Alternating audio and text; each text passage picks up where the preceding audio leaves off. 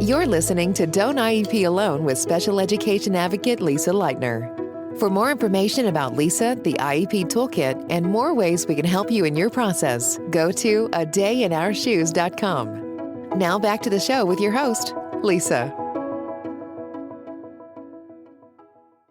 Hello, and welcome back to Don't IEP Alone. After a few weeks off for the holiday, I am happy, I guess, to be back working and recording new episodes with lots of fascinating guests. Interesting people are lined up for this winter, so I'm anxious for you to stay tuned and listen to what we have coming. With me today is Maria Slavin. She is actually from suburban Philly as well. I don't know. Yeah, I don't know if it's just a coincidence that I get a lot of Philly professionals who respond to my queries that I put out there. Yeah, which is always fun. But she's an occupational therapist. I don't know if I already said that. Why don't you tell us a little bit about yourself and introduce yourself? Sure. And thank you for having me. So I'm an OT and I have a private practice called In Sync and Social. Within the OT scope, I've worked in various pediatric settings for my entire career: hospital, early intervention in the homes, 3 to 5, preschool age, school age, and then in my private practice, teens and young adults. So I've, worked with kids across all ages and various diagnoses and non-labeled kids who struggle with, either traditional fine motor, sensory processing, OT type skills, or in the latter part of my career, well, now it's probably half of my career. Since 2008-10, I started focusing on social emotional learning. And I was the director of a program called Collage, which I don't know, Lisa, if you had ever heard of that. I was curious because you are from the area. Yeah. So an OT named Nancy Kaufman, who was a pioneer, started Collage, an OT-based social skills program in her basement. And it grew over time across 3 counties, and she got it covered by MA, which was the only mental health OT program covered by insurance, in Pennsylvania. So it was a huge accomplishment. So I ran that, and then Melmark took it over when she retired, which is when I became the director, and we ran it for a few years. And then Melmark decided to go with a different direction, and then that's when I started In Sync and Social, my own OT private practice, which continued the OT-based social skills, but also incorporated traditional occupational therapy, individual sessions, and school contracts with schools as well. So that was back in 2014. And to date, more recently, I got a life coach and executive coach certification and decided that I, within the realm of coaching and combining that with my OT background, would create an online coaching program for parents, for mothers to start. And I always feel bad, like I'm leaving out the dads, but I do plan on incorporating them at some point for sure. But I created a program called Exceptional Moms Coaching Program. And that's what I'm doing currently in combination with In Sync and Social's regular services. So it's been exciting and it's going really well. That is. And yes, I take a lot of heat myself for focusing a lot on moms, but I'm like, I am one, like that's who I relate to. And it's a different experience. It's different parenting. The IEP meeting is different. Everything, all the medical appointments I go to, there's a difference when my husband attends with us. It's just very different. Yeah. So, I don't feel qualified to speak to that, because I'm not male. But anyway, right. You would never want to leave the dads out, but you also hear, I'll be candid. I hear a lot of moms say, and you probably do this too, that either kind of my husband has a hard time with the fact we have a child who's different, or they butt heads because my husband doesn't realize he's actually a bit rigid like my child. I just think it's harder for men, but that's why we do need to bring them into the discussion because dads do care. And so, that could be a different episode, but right. Yes, but focusing on the moms because I'm one myself. I have 2 kids with ADHD and that was part of my inspiration. Okay. So you said that you started to really focus on SEL or social emotional learning about 15 years ago. Certainly been around for quite some time, this whole concept of social emotional learning. In the past 1 to 3 years, I want to say, it's been taking, I feel, at least maybe it's that social media influence. I feel like it's been taking a lot more criticism in various arenas. Do you, first of all, explain to us what social emotional learning is, or SEL? Because I think a lot of folks don't even really know what it is. They just know that there's like this concept out there. It's SEL, it's permissive parenting, it's being soft. And then there's a whole other realm of people there are parent groups who are running for school boards on the platform of, I'm going to ban SEL from the schools. Like, and and like, when you have that much negative energy surrounding something, I think people just kind of be like, you know what, that's just not for me. And like, don't even really dig in and say, well, what is SEL? So let's start there. What is SEL? So, yeah, and I feel like a lot of people don't even know the acronym. Perhaps if your child isn't in special education or doesn't have an IEP or is just, neurotypical, and there's really to me, all neurotypical people also, everybody's got emotions, right? So I really look at it from a human perspective at this point in my career. Everybody can benefit from social emotional learning.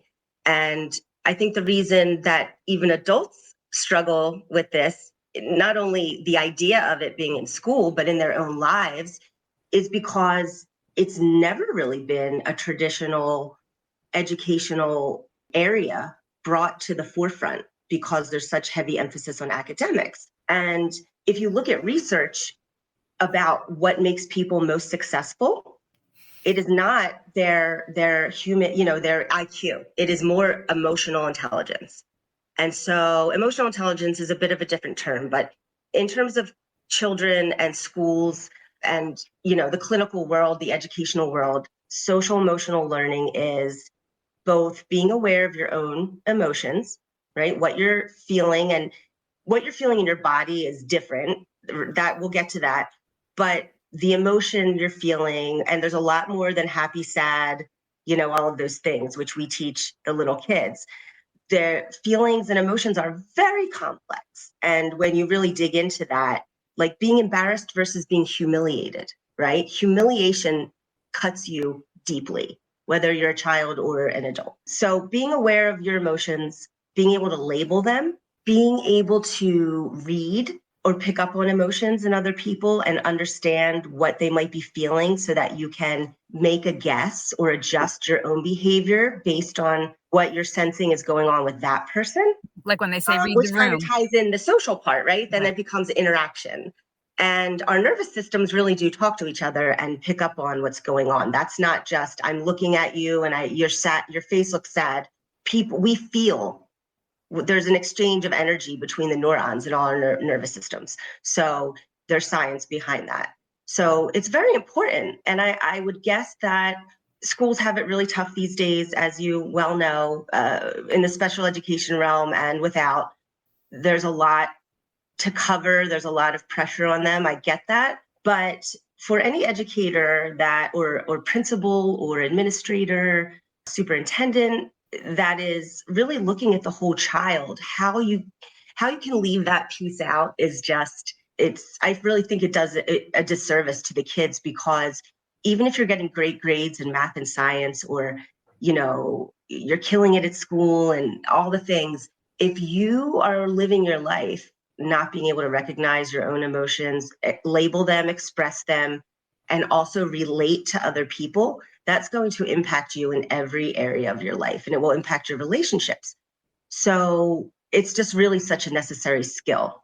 It is. It is. Like I said, it's that, hey, read the room.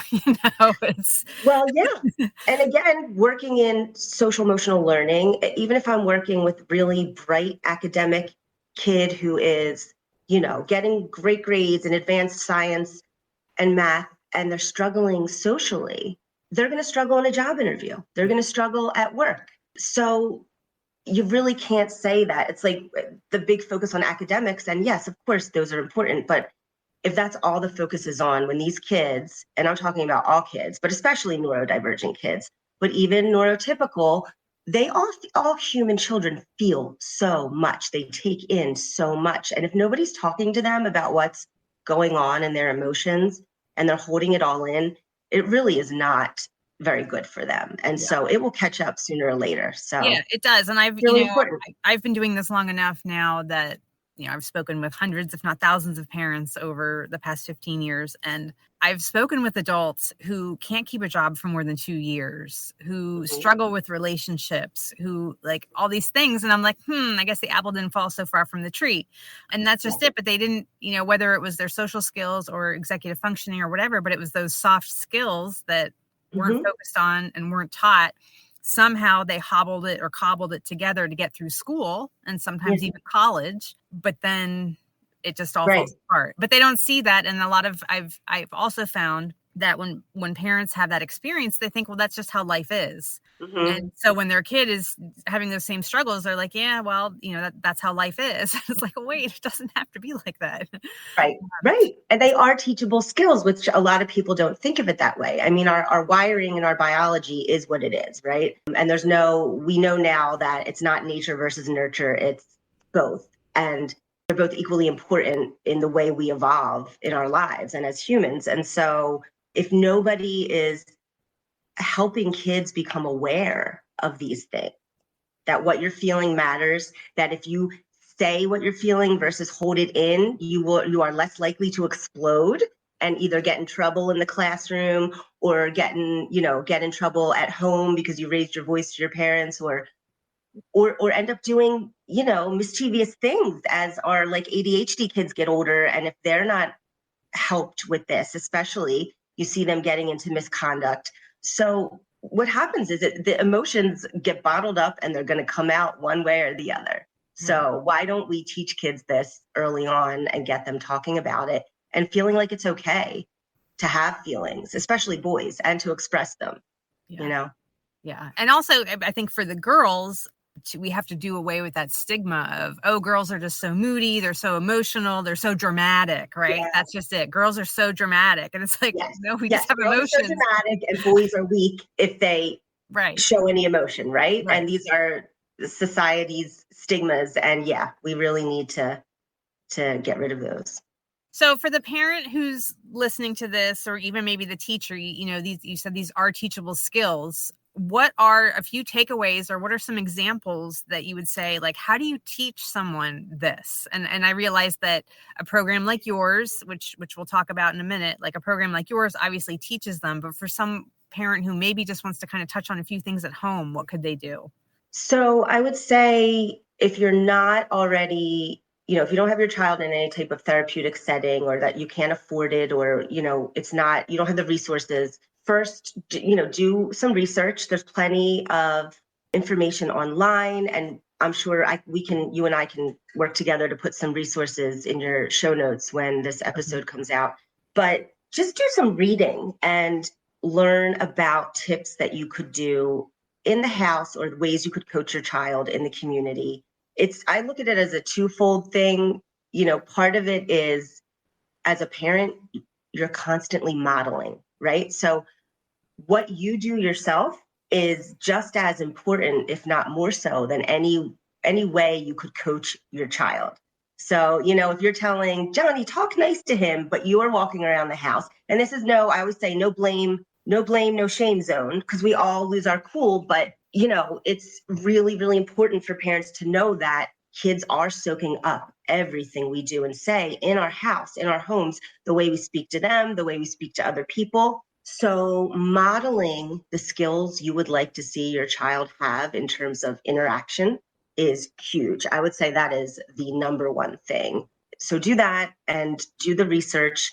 And then don't be afraid to go that extra mile. Or I shouldn't say, some people are afraid. I think some people just are so overwhelmed because there's so many things on the plate, especially if you've got speech and OT and all the other things and school, that the social piece falls to the wayside often. Or the parent just feels like, well, my kid says he doesn't want to join any clubs. He doesn't want to do soccer. He doesn't care if he has friends. He's fine on the video games.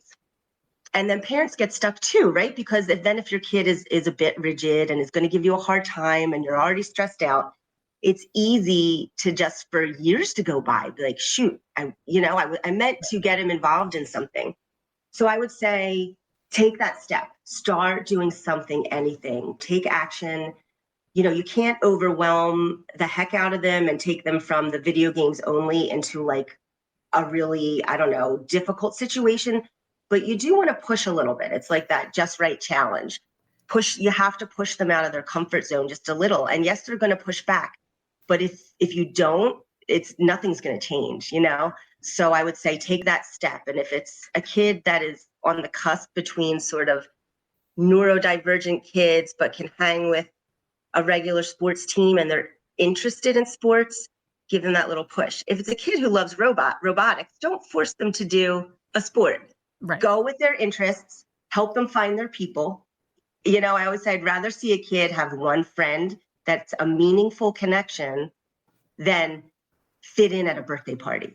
And I think parents, and I don't blame them, and myself included, because I have two ADHD kids, and my son and daughter have struggled. If you're at a birthday party and your kid is the only one crying and having difficulty following that social routine, you Right. feel upset for them and you feel hurt, but we can't get stuck there. We have to push a little bit, but help them. We don't need to hold on to trying to fit into normalcy. It's more about that kid needs to have some kind of meaningful connection. So one is better than a group. Yeah. So speaking of meaningful, if we do have parents who, they had this on their IEP and by the way, I'll put it in the show notes, but it's on my site, anything that you want added to an IEP, you make a request in writing, discuss it as a team, and then follow up with the PWN. That's the short version, because I could do numerous episodes just on how to get something added to an IEP.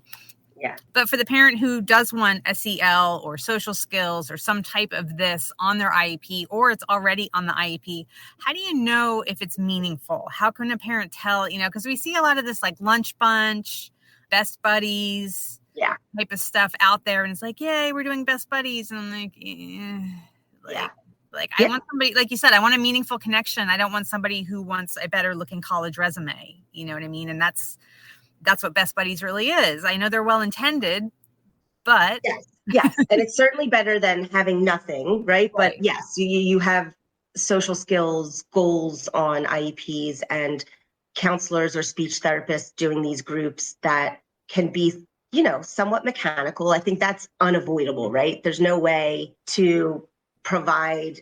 I mean, you want to try to create meaning if you're a good therapist or a counselor.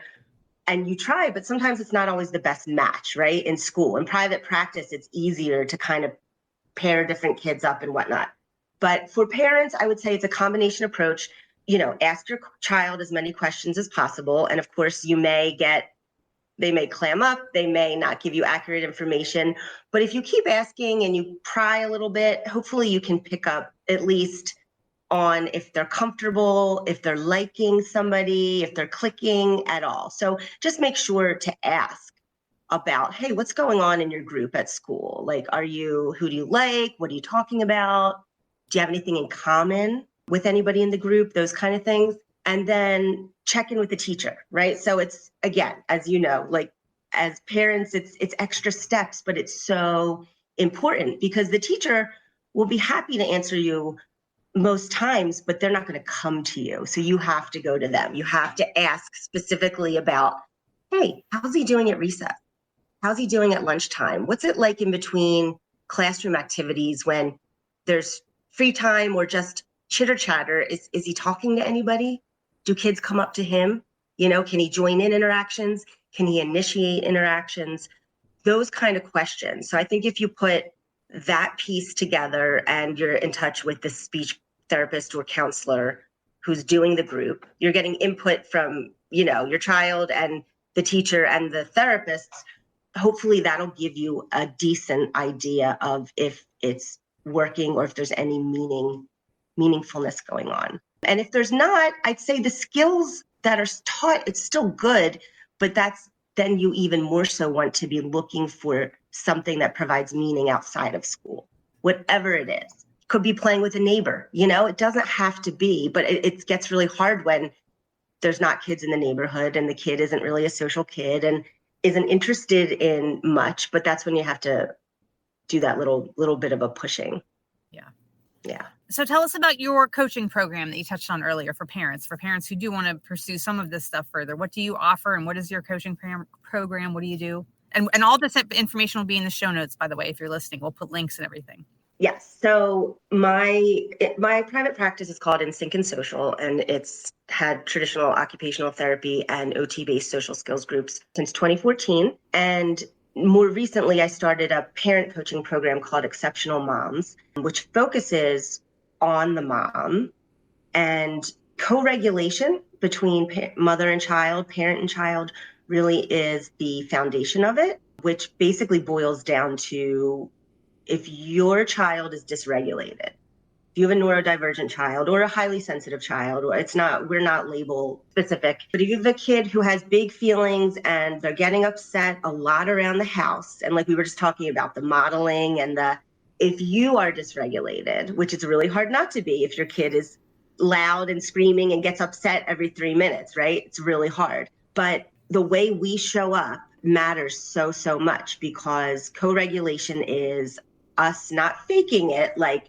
trying not to yell, but on the inside like this, to always be working on ourselves so that we can show up the best we can. And it's an ongoing process and journey, just like health, nutrition, and everything else, self-regulation. But the more we work on it and you start to see those results, even if they're a little bit at a time, it really does benefit your child. So becoming aware of this, learning about their own nervous systems. Again, they have kids getting sensory processing and OT and all this, and the parents' nervous systems are just as important. So learning all that and then bringing that to co-regulate so that you connect. That's the other part of co-regulation, connecting with them in those moments of when they're really upset, which again is hard, but showing empathy. And again, not permissive parenting, not saying, oh, you can do whatever you want, but to essentially get out of we all have that sort of knee-jerk reaction, like you're not doing what you're supposed to be doing.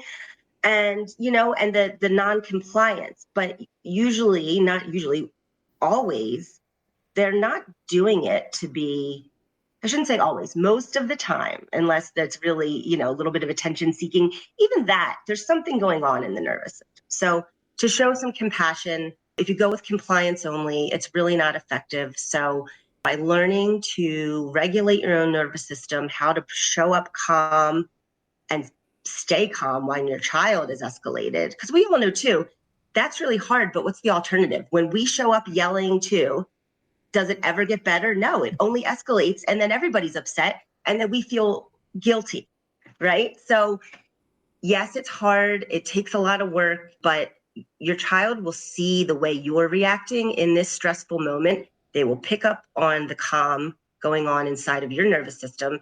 It will calm them. There's research in a soothing voice really does. It's not just, there's science behind this. So all of those things, and then practicing those. So we talk about that a lot. And then it's also about honoring the mother as an individual, which I think goes into that self-regulation. If your whole identity is only parenting and special needs parenting and all of that, what are you doing anything creative? When's the last time you saw your friends? Are you being social? The mother is a human being too, and she needs connection. So that is essentially the crux of the part that falls on mom. And it is moms only in the group, but then we do have a segment each week of, okay, what's going on with your kiddo? And then I will coach each parent on, they can bring up anything that's OT related or social, emotional, whether it's something going on at school, in the community, or at home, meltdowns around certain routines. So it's really a combination of coaching mom on herself and then on her child, and also the interactions. And how often do you meet? Is it virtual? It's virtual. It's all online. It's a membership. So it's ongoing. If you want to stay in it, if you try it and you don't, you can get out at any time. But we meet weekly. There's a afternoon session on Tuesdays, and there's an evening session on Thursdays. I try to accommodate people who might be home versus at work. So I'm there each week with both groups, and you can choose whichever one works for you. And you don't have to sign on to one consistently. You can pick and choose if it works for your schedule to switch it up. And we meet for about an hour to an hour and 15 minutes a week. And I include a learning component, some content, some neuroscience or psychology or research, and then get into what's going on with the moms and with the kids.